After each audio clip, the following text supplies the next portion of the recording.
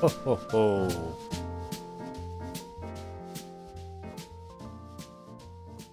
Oh, hello, everybody. It's been a very long time. It feels like it's been decades, Truly. but it hasn't. We're only like only a week behind. I know. Hi, How does everybody. that work?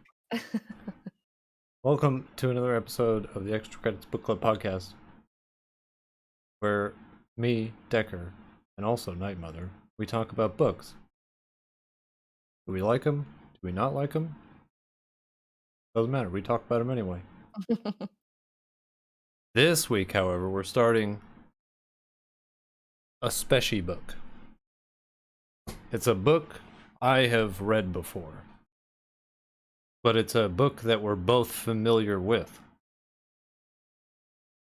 We're reading Dawn, the first book in the Legend of the Galactic Heroes saga. I think there's like 9 books in the series, Yeah, something like that. but only the first 3 are available on audiobook. Oh. So have you read just the first one and not any of the other Yeah. ones? Okay. It's I by have not read Yoshiki Tanaka, any. Mm-hmm. Japanese author. It was made into an anime in like the 80s and 90s. Then it got remade recently on their like 3rd or 4th season. That. It's so good. And the fucking like stranglehold that the theme song has me in currently, I listened to it probably 15 times today. I don't even remember it. It's like very cheesy, emotive.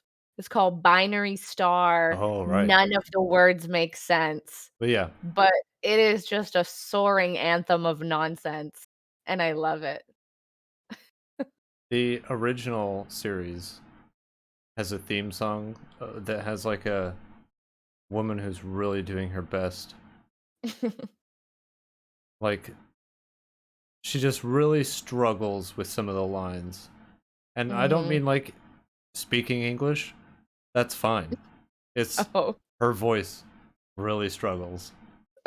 Oh, like she doesn't have the range to hit what she's trying to hit? Yeah, it wobbles a little bit. Oh, no. But this book is a doozy. And you guys are going to Boy, get bombarded with so much information up front and also during. immediately. Mhm. The information download doesn't really ever stop. No. And I hope that you guys can remember names because you're going to need to. I almost feel like I should have made, like, a big, kind of, like, almost conspiracy board Yeah, with kind all of. of the different characters and, like, their portraits to be like, "This is who we're talking Yeah. about right now," because there's so many names immediately, and, like, when we first started watching the remake of this show, that was the most overwhelming part, and I was like, "I don't know how I'm ever gonna keep Mhm. track of who's who." You just kind of have to sit through it and let the information wash over you, Yeah. and you'll absorb the important bits first, and then the rest will kind of fall into place, but you Eh, kind of just have to commit to the overwhelm for a little bit because Yeah, it's worth it. because characters are delivered to you in a way that everyone that is ever introduced to you sounds important, but not everybody is. Yeah, like a third of them are. And you just have to parse out like you hear a name, you go, "Okay, I'll remember that." And then they never turn up again because either they die Yeah. or they just don't turn up again. Yeah, because in some of the battles, literally millions of people die. Yeah. I wrote I Like, we're wrote working. down I wrote down casualty lists. Yeah, same. Because it's obscene. It's an outrageous number. But we start with a juicy prologue. The prologue is about an hour long, if not more. I think it's straight up an hour long. Mm-hmm. But we are given essentially the history that leads up to where the story begins. Mm-hmm. And that history, like the 0 point of the history, starts in the year 2800. And Our that's, calendar. yeah, our calendar. So, Because there's more than one. 800 years from now is when the history of the series starts. Yeah. And I think because they had started colonizing the solar system around their home planet, Mm-hmm. they decided, well, this is a glorious new day. So let's all start the calendars over at Space Age 1. That's wild. Or Space Era, excuse me. Right. SE 1. And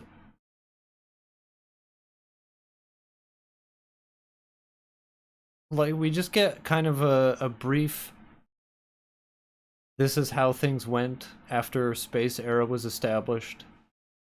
Things were all right. Piracy started. Yeah, it gives you Everyone like an everyone almost liked piracy except for the people who were victimized by the pirates. yeah, the way it's presented is like very romanticized. It's like everyone is exuberant and excited and feeling motivated about interstellar travel and like the world feels so big Yeah. and then yeah, only pirates were the issue. Yeah. And we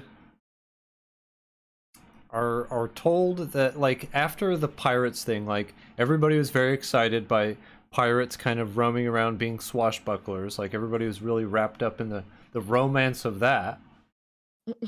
And then things start to get a little stale. Yeah.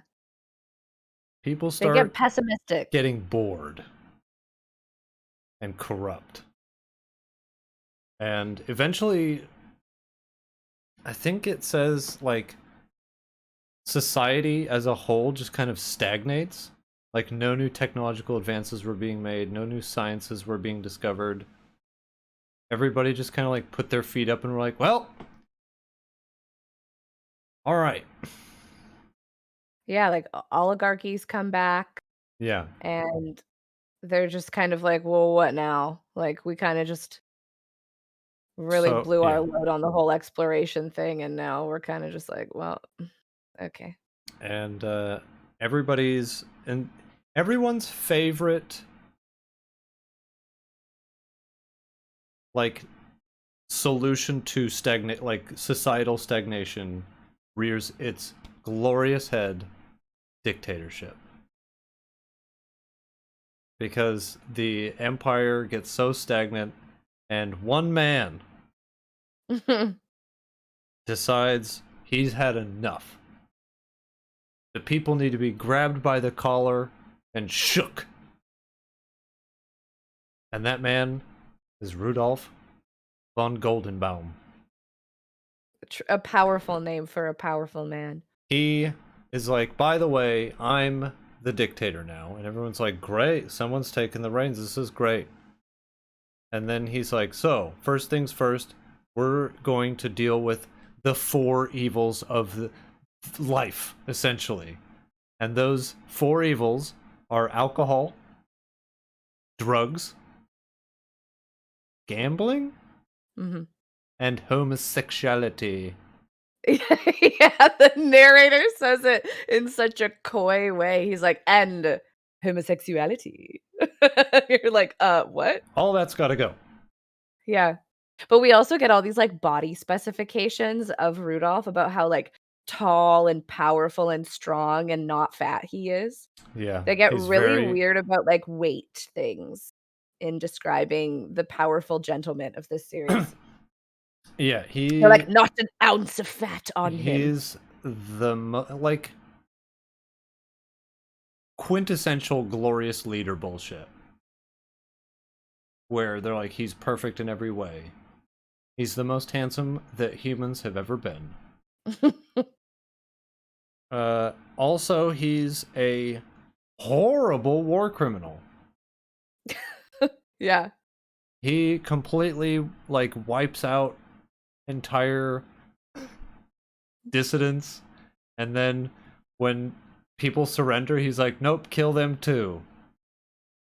I don't want them stinking up my place.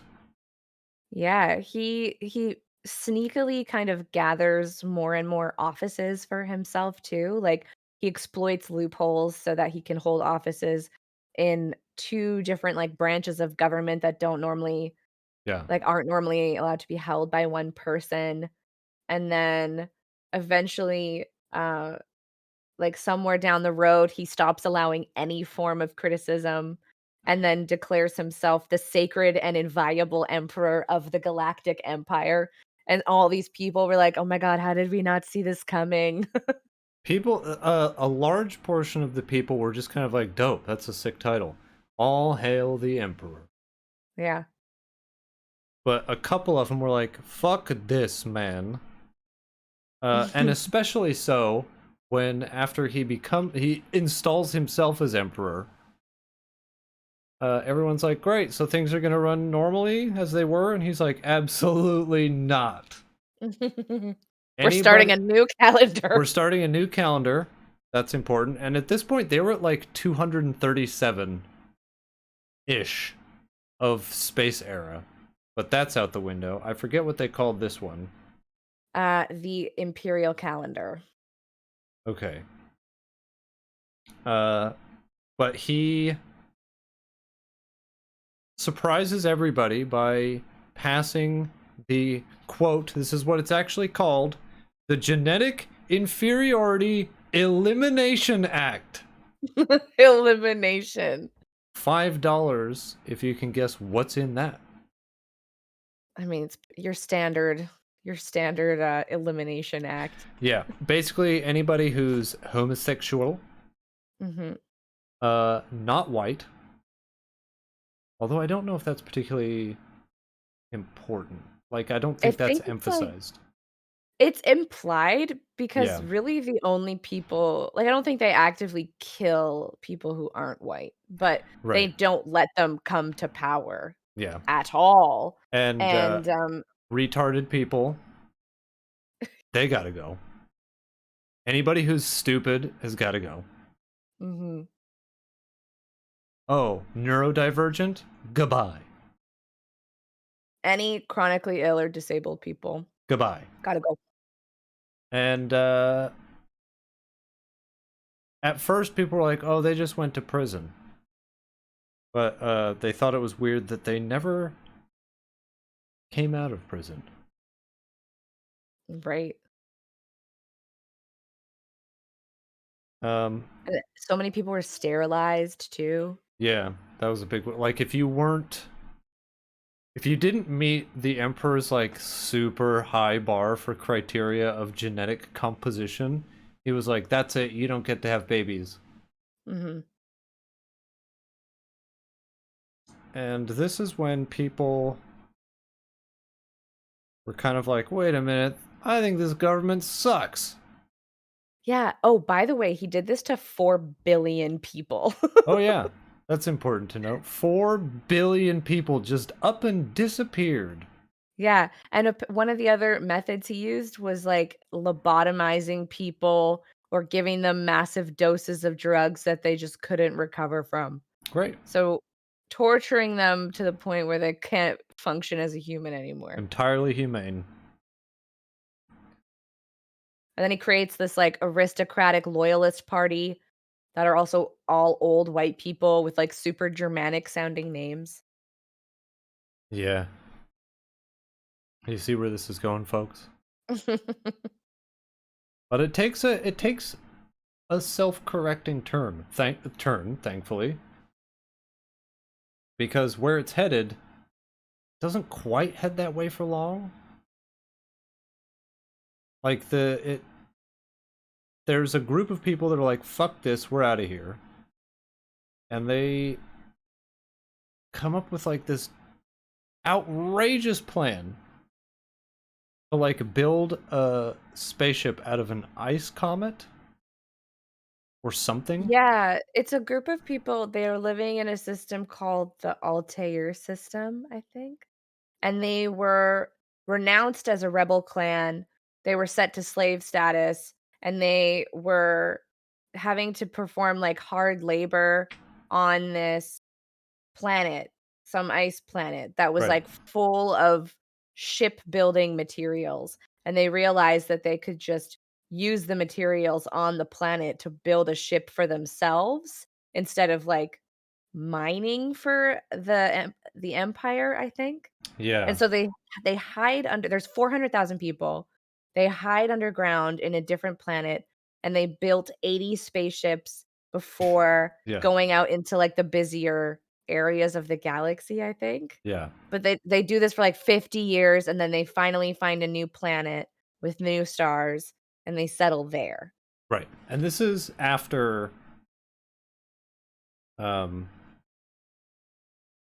as is classic with history, the horrible tyrannical emperor dies without an heir. So there's a bit of a shakeup. Involving his, like, favorite concubine, Yeah, his favorite Magdalena. concubine, like four different noble houses are like, well, maybe it's our turn. But it remains in the Golden Baum name. I think one of his bastard children becomes emperor. I don't remember. His eldest daughter's eldest son, Sigismund, takes over with the help Sigismund. of his father because he's a young boy, I think. Right. Mhm. But, like, his concubine before he died gave birth to a very stupid boy, Uh-oh. and he was like, everybody who knew the boy, including his mother and his mother's whole family, were murdered because, like, Rudolph could not be associated, like, his legacy cannot Poor be genes. associated. Can't have that. Yeah.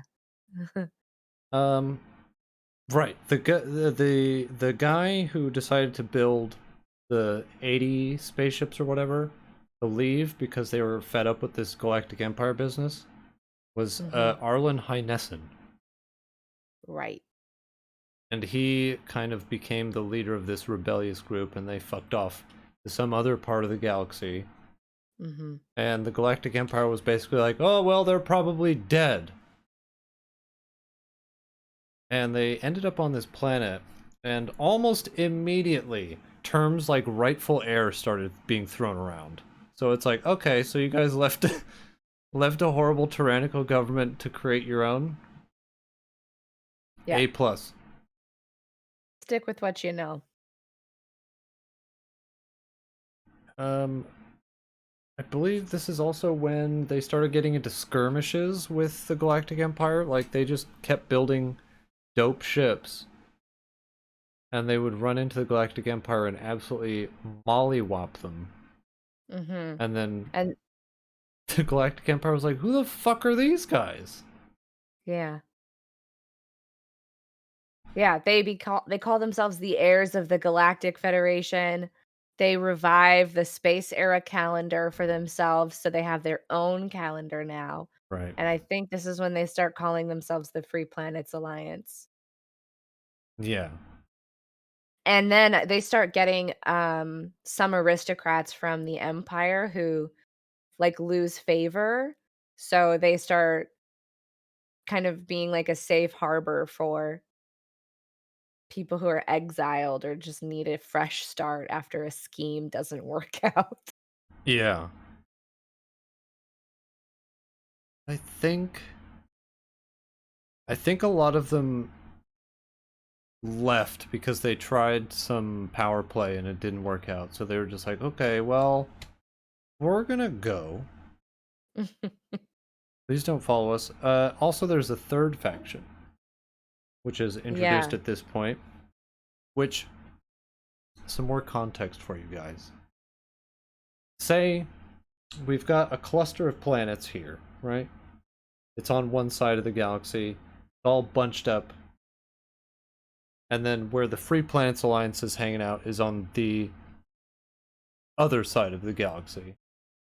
And the only way to get between those two quadrants, halves, whatever you'd like, whatever your terminology you prefer, the only way to get between those two are 2 points that act as a bottleneck. There's only 2 bridges that go across, and one of those is controlled by a planet called Fazan, Right. which is a completely third party that is hella capitalistic. They're like, Is that war is good for business, peace is good for business. right? In the show, was that like the lava planet? No. It was just like the What was that one? 90s city planet. Oh.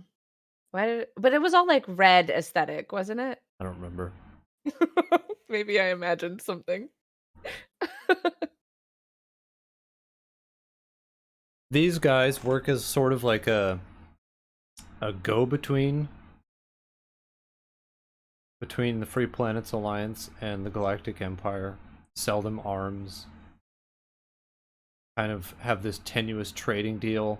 Like the Galactic Empire trades to Fazan, Fazan trades to the Free Planets Alliance, and vice versa. Like they're just making money hand over fist with this deal.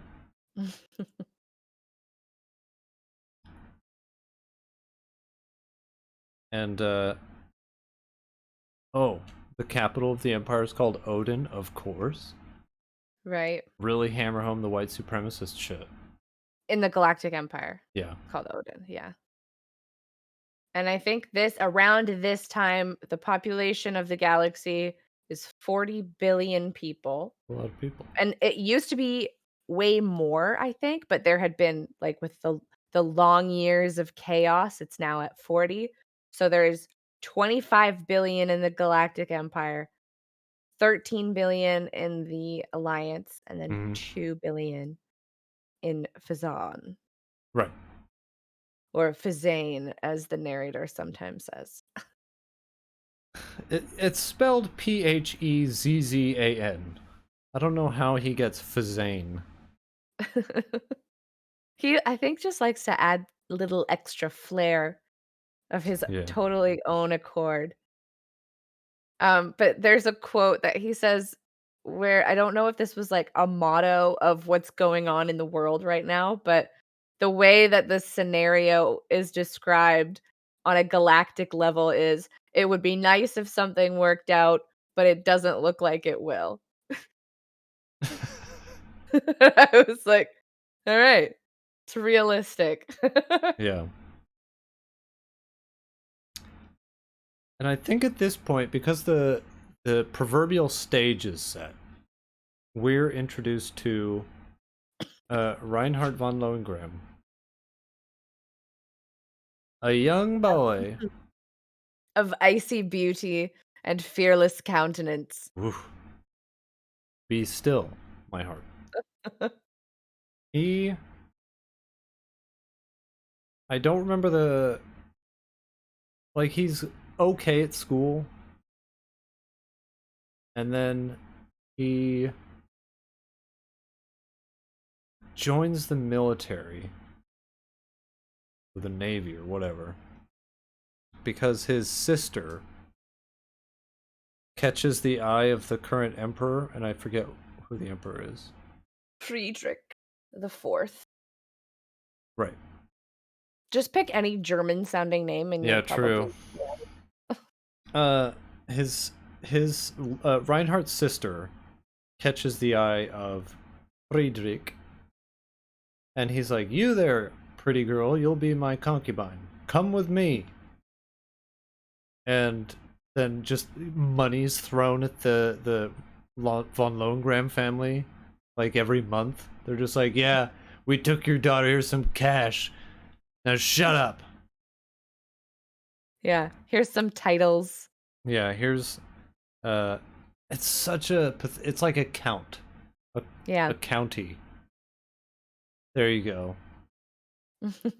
Now shut up. And he doesn't like that. But I don't think we find that out yet.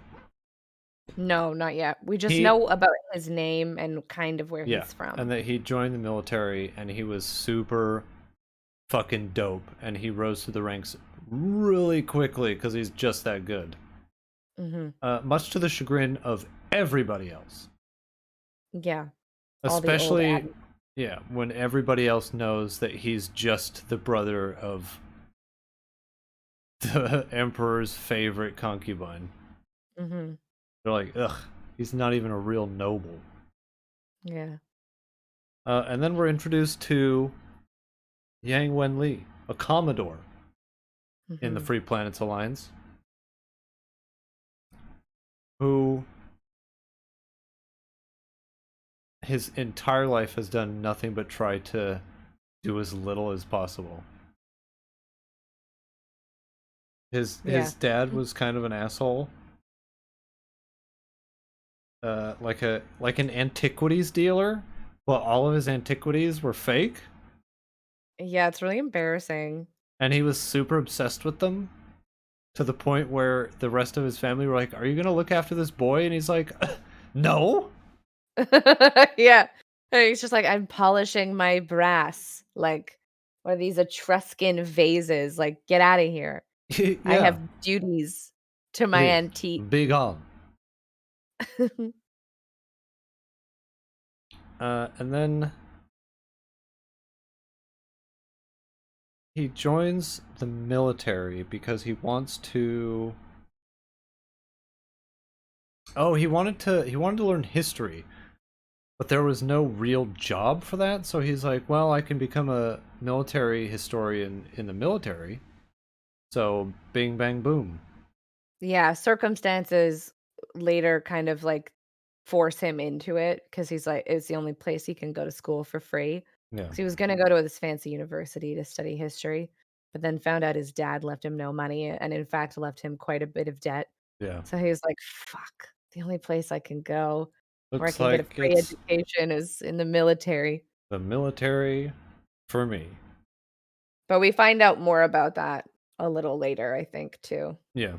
But that's Um the prologue, boys and girls. That whole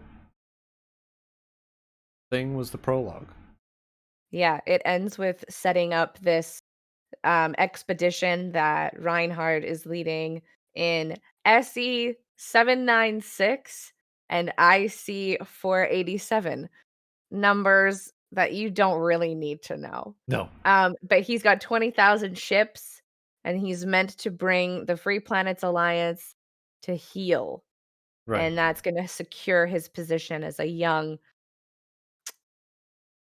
very smart military tactician. It's ambitious, I'll give him that.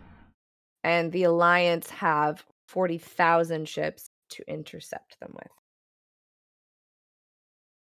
And that's where we begin the plot of the book Yeah. after an hour. These two forces are on their way to hang out, maybe talk it out. Yeah.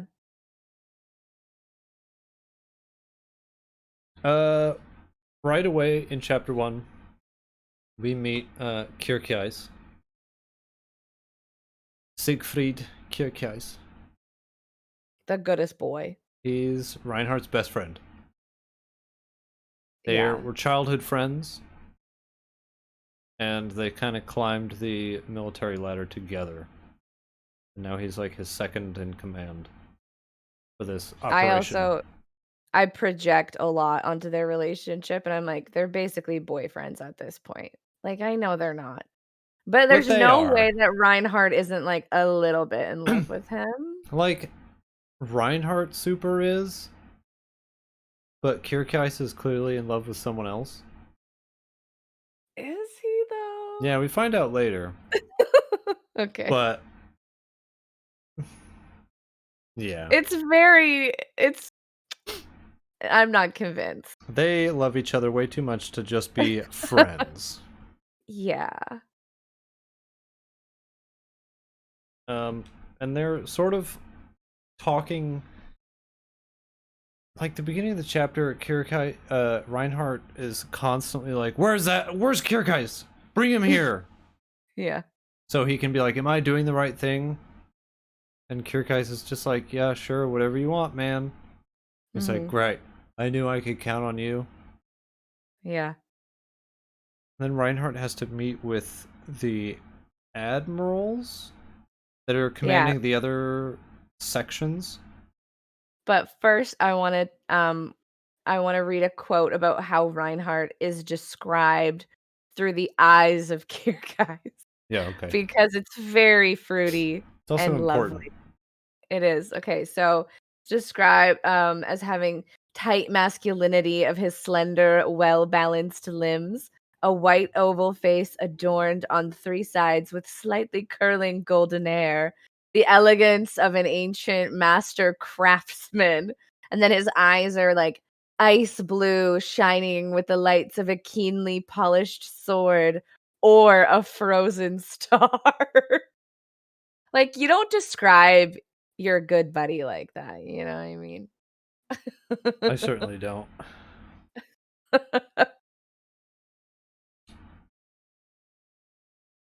Oh, and Reinhardt's a jealous little baby about the fact that Kierkeis is a little taller than he is. He's like Yeah, 11 centimeters taller than he is, and he's like, he doesn't like "How it. dare you?" So Reinhardt has to meet with the because he's put in charge of this whole expedition. Much again, much to the chagrin of all the admiralty, the old money, and he's meeting with them on the bridge.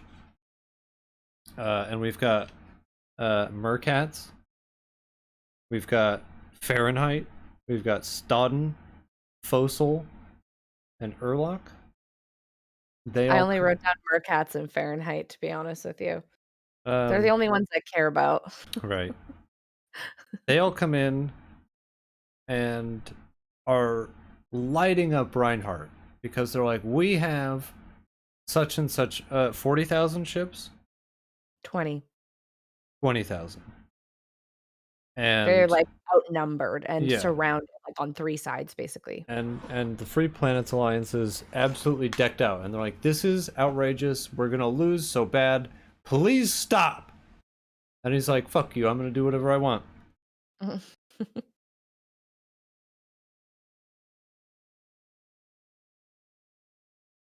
Uh, and I wrote in my notes that a bunch of old men are mansplaining to Reinhardt that being outnumbered is bad. Basically, Because yeah. that's what they did. They were like explaining to him like he was an idiot that Yeah. having less ships than the bad guys isn't a great way to win. And he essentially is just like, get out of my sight. Yeah, they're kind of like the old like boomers at a job that are comfy in the process of how things are done. Yeah. And this new young upstart comes in who has a lot of energy and enthusiasm and initiative. And they're like, whoa, whoa, whoa. Like, if you try this hard, That's we not are how all we going used to to have do to it. try this hard. And that's not okay. But Reinhardt's like, no, we are in a position of overwhelming tactical advantage. And he Yeah. kind of explains the plan. And then he starts invoking the name of the emperor to be like, do you really want me to have to go back and tell Friedrich that you guys said no and wanted to retreat? And like, Yeah. I'm in charge. Think of the glory, boys. Mhm. I also wrote in my notes position of overwhelming tactical advantage, and then like under that, the grandpas hated it because as Yeah. soon as he said we're in a position of overwhelming tactical advantage, they're all like, "This is unbelievable." Yeah, like jowls shaking. And they all are like, we explain to us what you mean because they have more ships. And apparently at this point, warfare has degraded down to the point where you just throw numbers at each other until the other one has more. Mhm. And you just chip each other away until the person who had less now has none. Yeah. So any strategy that isn't just superiority in numbers. They're like, what do you mean?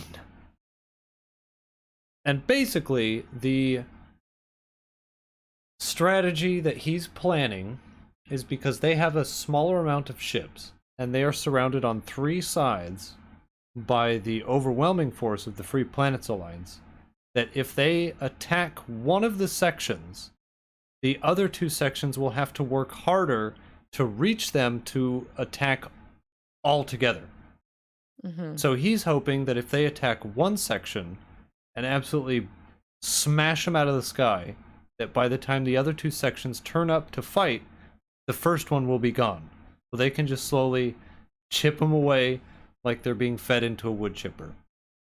That's Mm-hmm. And not, the overwhelming tactical advantage, yeah, not allegedly. giving them a chance to like rendezvous with the rest of their Right. fleet because they're split into like the second, the fourth, and the sixth, I think. And it took me an embarrassing amount of time to realize that, like, just because those numbers existed didn't also mean there was a first Yeah. and fifth. I was like, Yeah. where's the other ones? Uh, Despite explaining all of this, the old Admiralty is still like, well, this is outrageous. How do we know we can win? Uh,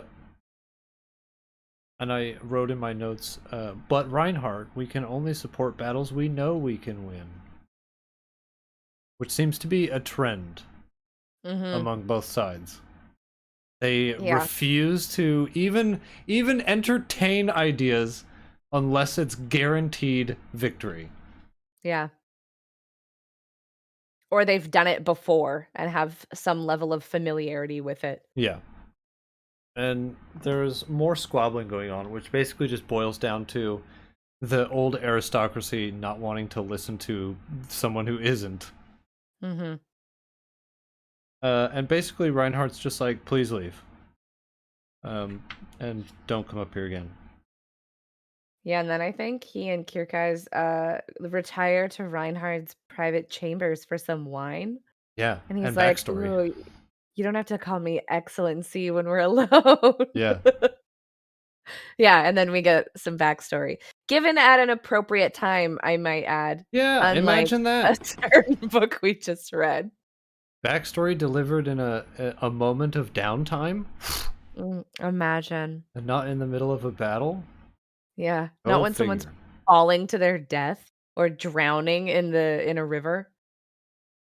But the gist of the backstory is that Kierkegaard and Reinhardt are childhood friends. Like they met when they were very young They were and neighbors. became good buddies, as kids often do. And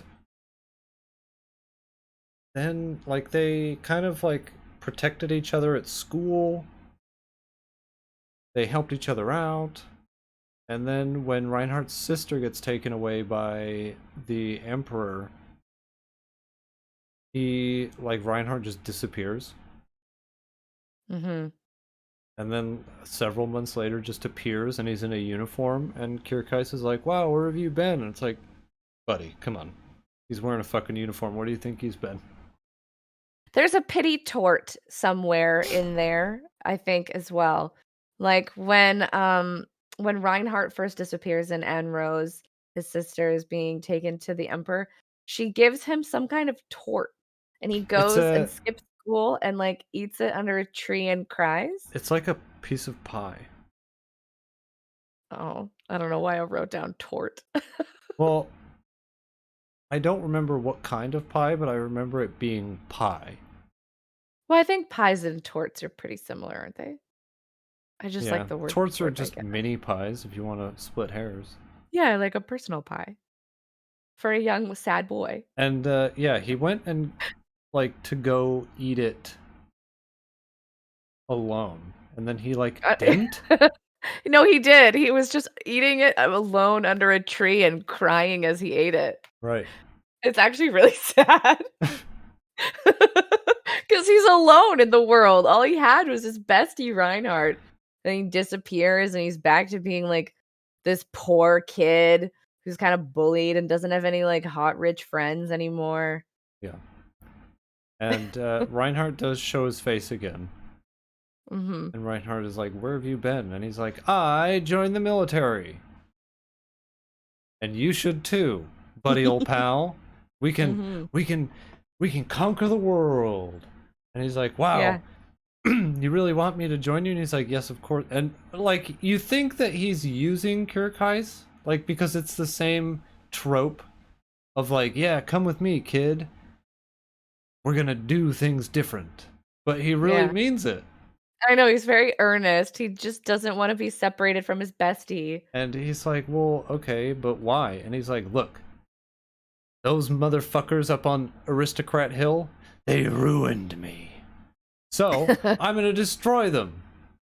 And Kierkegaard Yeah. is like, "What?" And he's like, "Yep, and the best way to destroy the nobility is to become one. So, Yeah. come on, let's go." Yeah, he's like, "I'm gonna be the next emperor." Come Yeah, on. Let's I'll be go learn how to different. fight. Yeah. Things are gonna be different when I'm emperor. Mark my words.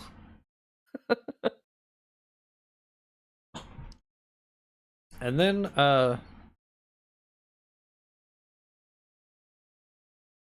I think it switches over to Yang Wenli. Yeah. After that, we get the backstory. It switches over to the Free Planets Alliance with Yang, In the who, present day. yeah, who is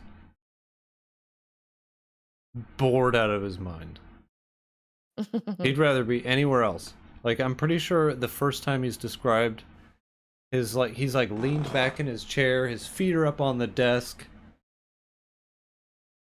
His Probably has his little little tea beret is saucer. pushed down a bit. Mm-hmm. He couldn't give a shit. Like, he's headed into battle and he's just like, "Whatever, man." Yeah, and I think he's in the process of having a plan proposal, being rejected. Yeah. They like come in like mid conversation where they're like, "This plan's stupid. What Yeah. do you mean it's a plan where nobody wins?" And he's like, "Well, all right." Yeah. Ignore it if you want to. I'll be over here. But then we Uh, start getting his backstory immediately, I think. yeah. And I also wrote in my notes after Yang gets his after all of the Admiralty of the Free Planets Alliance are like, "This is an outrageous plan, Yang." Because all of the Free Planets Alliance people sound like Dwight D. Eisenhower. They're all like, "This plan isn't gonna cut it." What do you mean we can't win? A plan just to not lose? That's absurd. Yeah, that's literally how their voices sound. Uh, but I wrote that, interesting that Reinhardt and Yang are dealing with higher-ups that throw away their plans as being ridiculous. Mhm. Hmm. It's like there's parallels. Yeah, almost like they're foils. But Yang is kind of lamenting his situation because he doesn't want to be on the ship, Mhm. especially not when admirals look at his proposal for a plan and they're like, "Pfft, garbage, throw it away." So Mhm. he's like, "How did I get here?" And And he so we got retreats into his mind's eye. his mind's eye.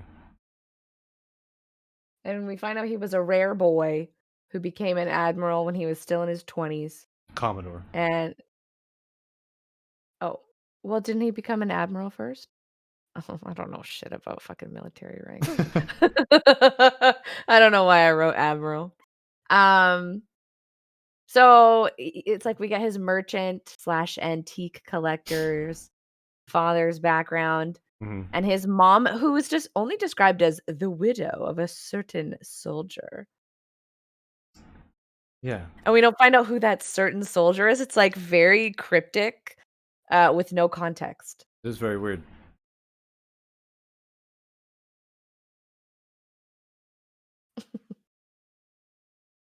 Uh, and this is when we get into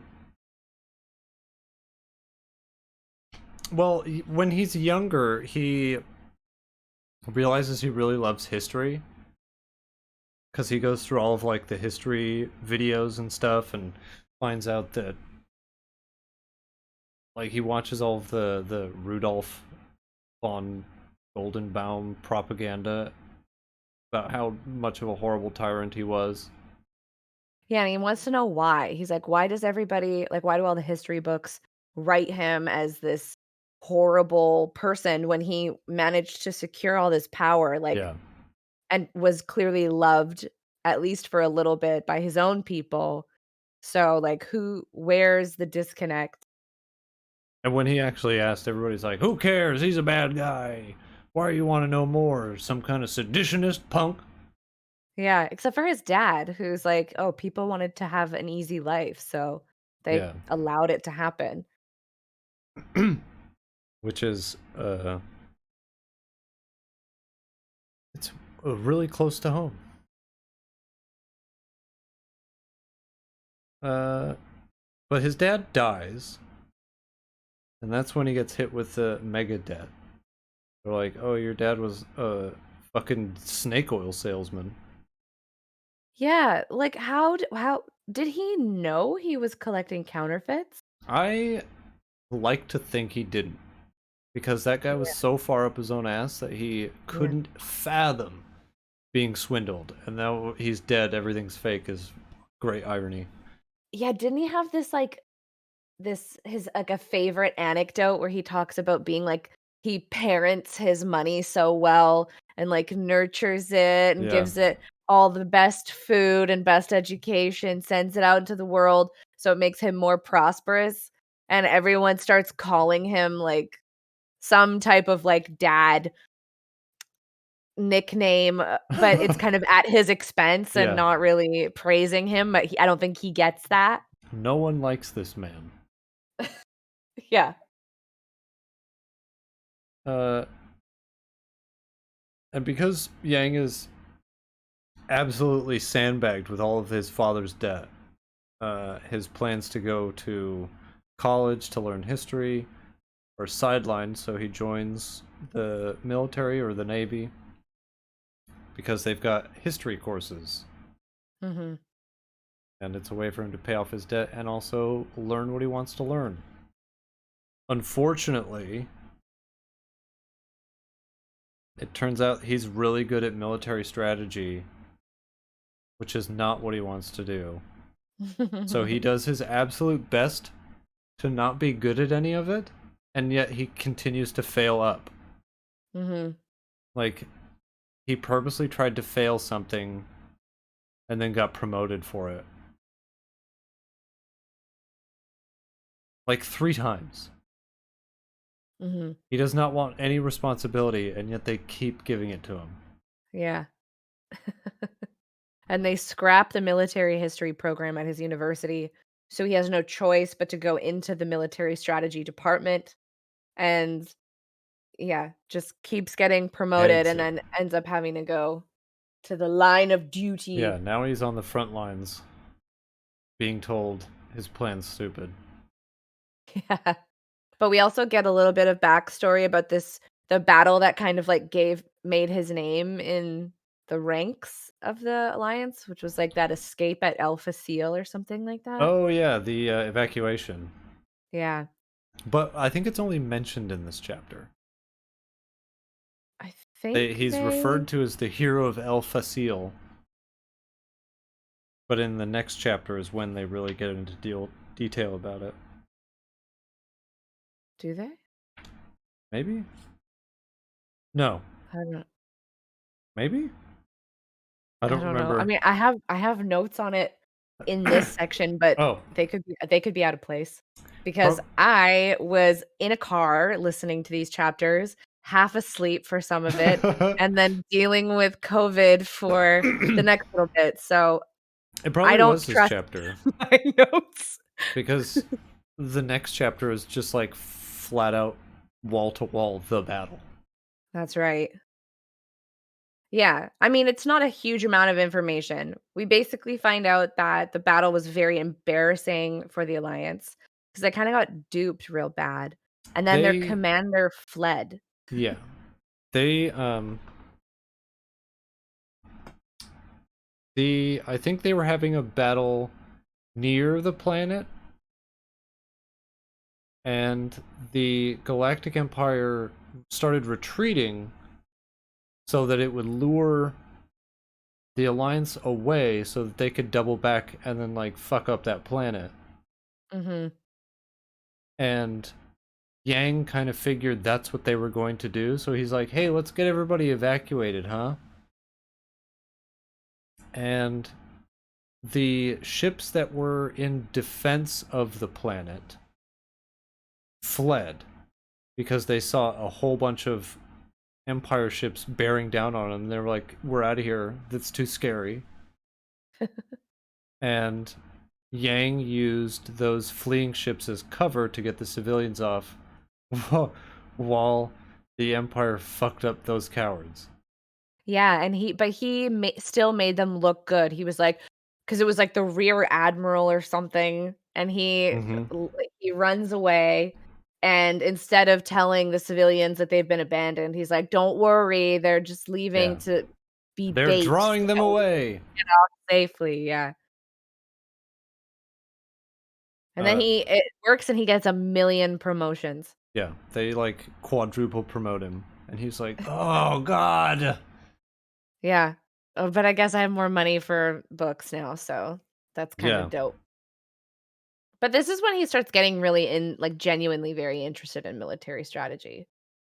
yeah, because he likes the sort of chess aspect to it. He likes the making moves to see how your opponent reacts. Yeah, he could give a fuck about, like, the actual purpose of the battle. It's just the the strategy of what's going on Yeah, itself. He's not invested in the outcome at all. and that I think is the end of chapter 1. Mhm. And with the beginning of chapter 2, it's just like straight into the battle. Like it starts with Reinhardt going, "Okay, attack time." And this is where it's going to get tricky, boys and girls, Yeah. because this whole chapter is nothing but described battle tactics. And I don't know if that's translatable to you. Like, how do we convey battle tactics? Like, we can tell you exactly what happened because it's described so well that I've got it all up here. Yeah, reenact. Yeah, we'll do our best. I can just use hand gestures. That's all I have at my Well, disposal. it starts out with, because Reinhardt and his fleet start attacking, I think like the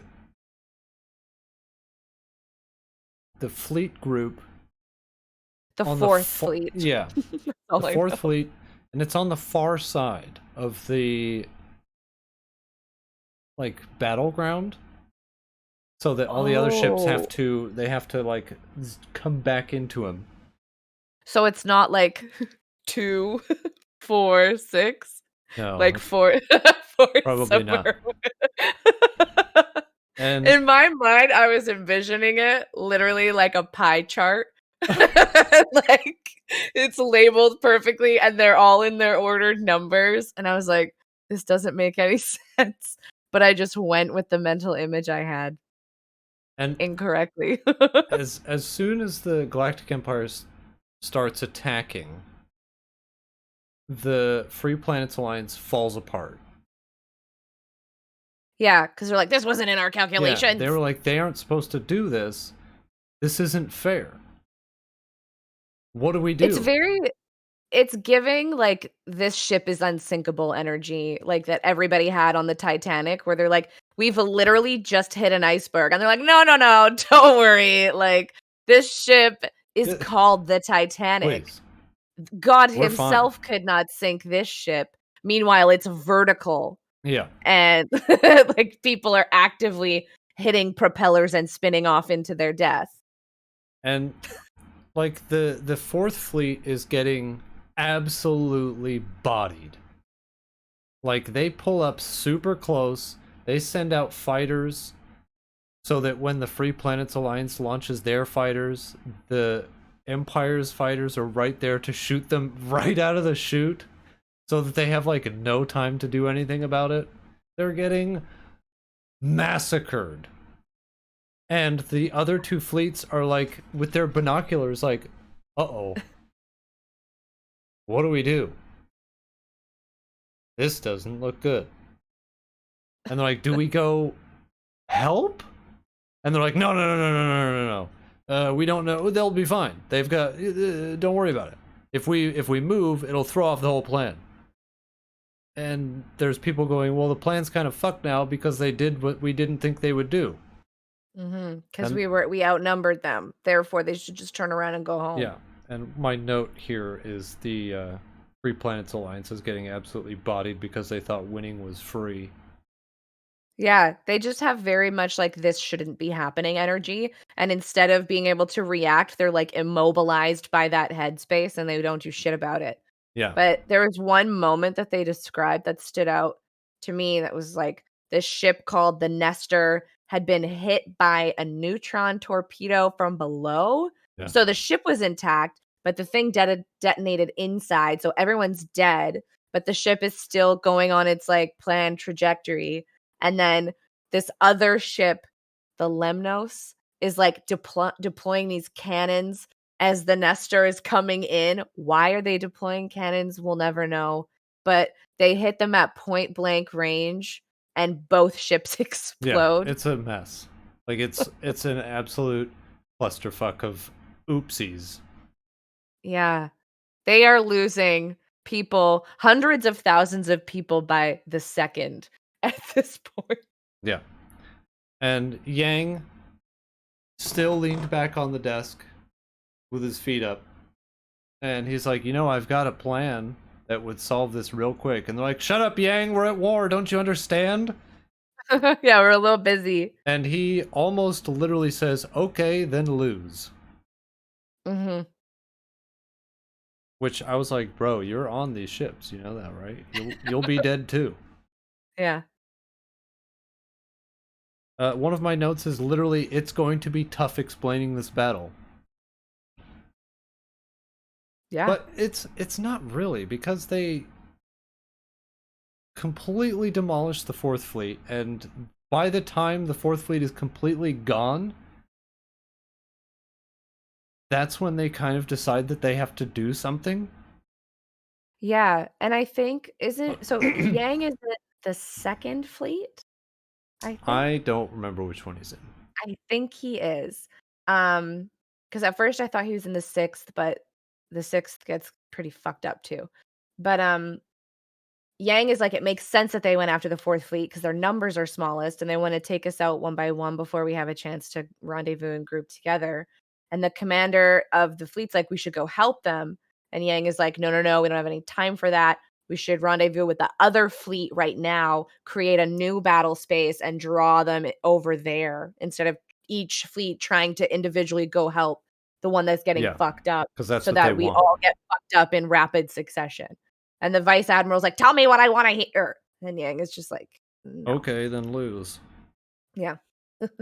And I think they end up getting attacked.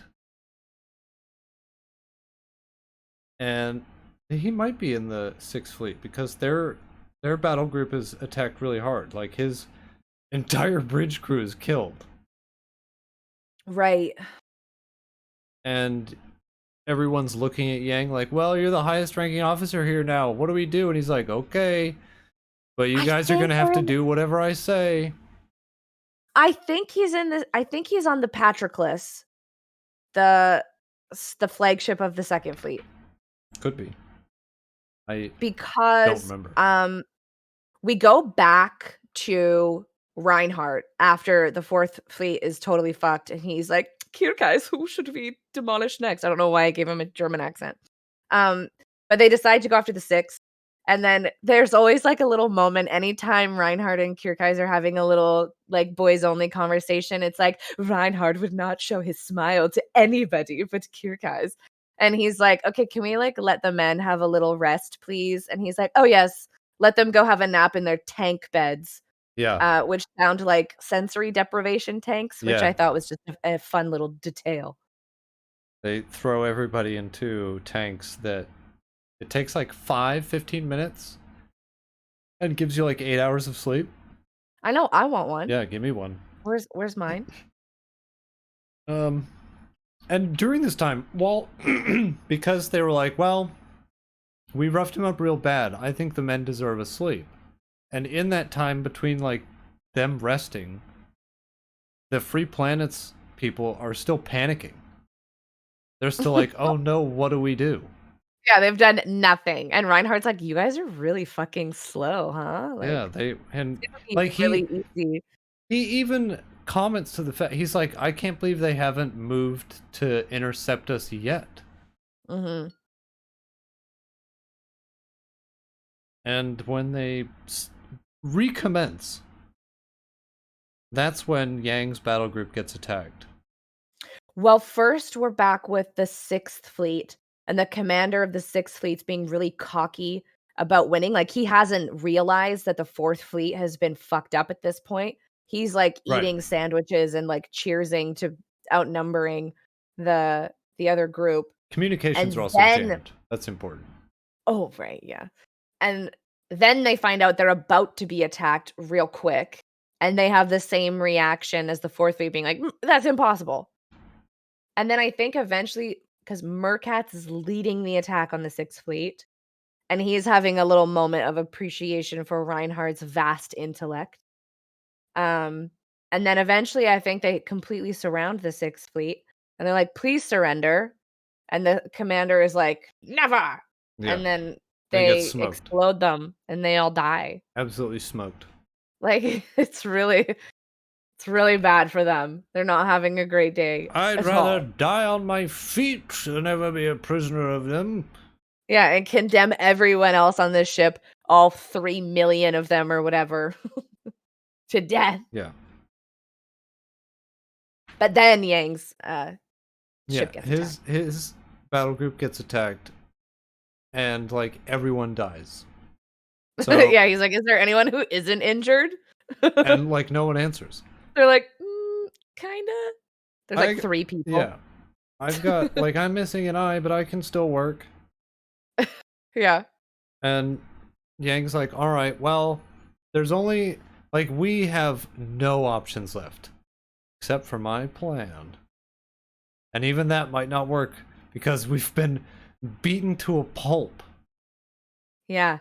So He's he like, like "Well, you'll be fine as long as you do exactly what I say, yeah, and we're losing right now, but it only matters that we're not losing in the last moment." yeah.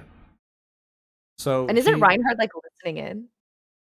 mm, he's For listening a little bit. in to I think like like ship to ship communication. I think they can hear.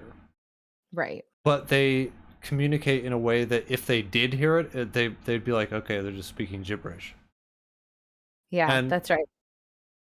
Yang's plan was to circle back around to the rear of the Empire's fleet so that the Empire would have to start chasing them as they circled around.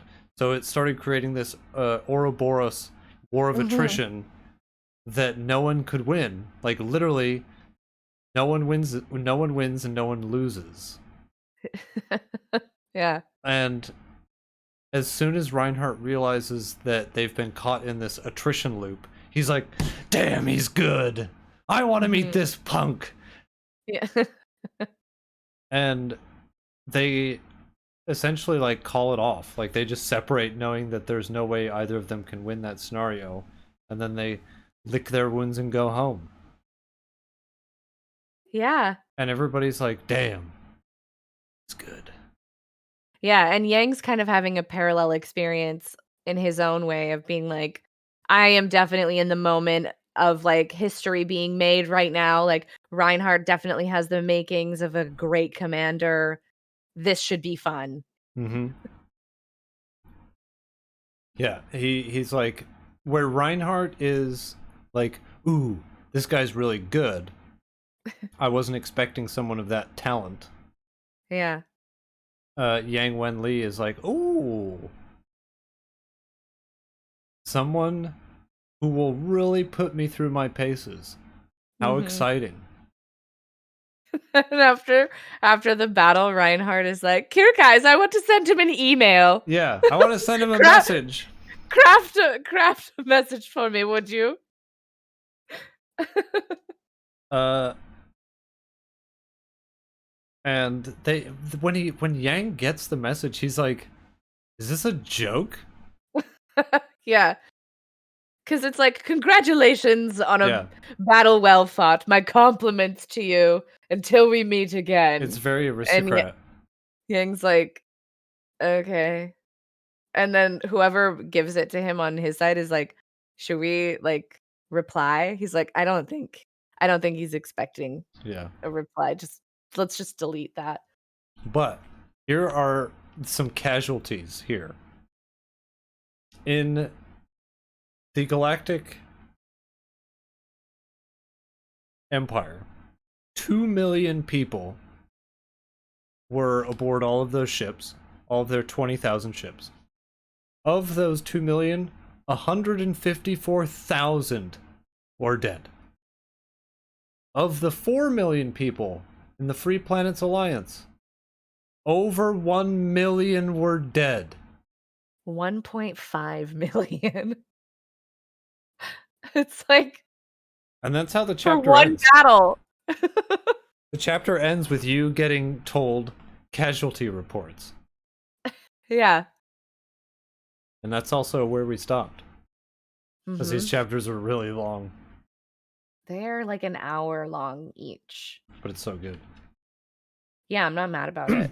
I would rather have an hour-long chapter of complicated, I can't well hear you. thought out, like, battle You want the Duke of New descriptions York, you're than a number another one. piece of backstory that's 2 minutes long during a child criminal heist.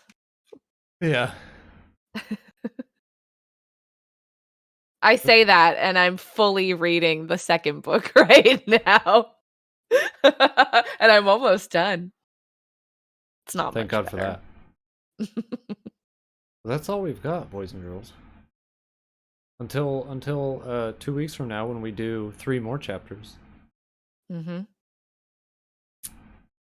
Hopefully we won't have to describe more backstory. Or at least like give you guys a formatted timeline of the history at the very beginning. Yeah, I think well, I won't say that we've got most of the complicated date descriptions out of the way 'cause you never know. That's true. But we'll be back in 2 weeks with more. Mhm. So yeah, I guess we should leave. Thanks everybody. We'll see you in 2 weeks. Farewell. Thanks for watching. And this will be on YouTube next week. Bye everybody.